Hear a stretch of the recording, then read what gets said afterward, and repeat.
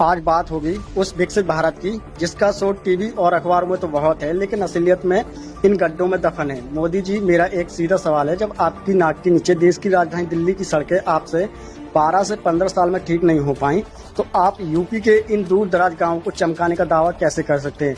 हकीकत ये है कि ग्रामीण इलाका तो किसी को दिखता ही नहीं। यहाँ के खराब रास्ते और यहाँ का दर्द आपके विज्ञापनों में फिट नहीं बैठता। आज बात होगी उस विकास की जो फाइलों में तो गाँव की तरफ चला पर गांव तक कभी पहुंचा नहीं। नेताओं का असली चेहरा और कुर्सी का खेल। भाइयों, आपने देखा होगा चुनाव आते ही बड़े बड़े नेता आपके गांव में चक्कर लगाने लगते हैं। प्रधान से लेकर विधायक तक सब आपके पैरों में गिर जाते हैं। हाथ जोड़ना और आपके घर की ठंडी रोटी को भी बड़े चाव से खाना, ये सब सिर्फ उस कुर्सी के लिए है।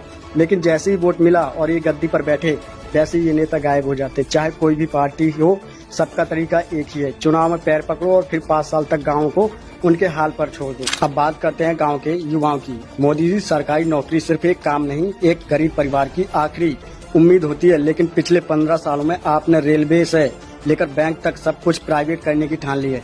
जब सब कुछ प्राइवेट हाथों में चला जाएगा तो वो गरीब का बच्चा कहाँ जाएगा जिसने अपनी पूरी जवानी पढ़ाई और तैयारी में लगा दी।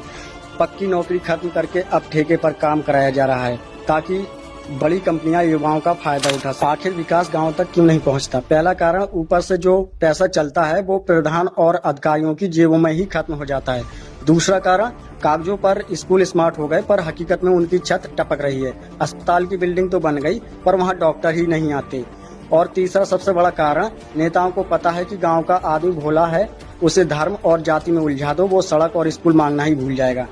महंगाई और बेरोजगारी का दर्द, गांव का पढ़ा लिखा युवा आज बेरोजगार होकर सड़कों पर भटक रहा है। ऊपर से महंगाई ऐसी कि गैस का सिलेंडर 400 से 1100 रुपए के पार हो गया। दाल, तेल और राशन सब आम आदमी की पहुंच से बाहर है।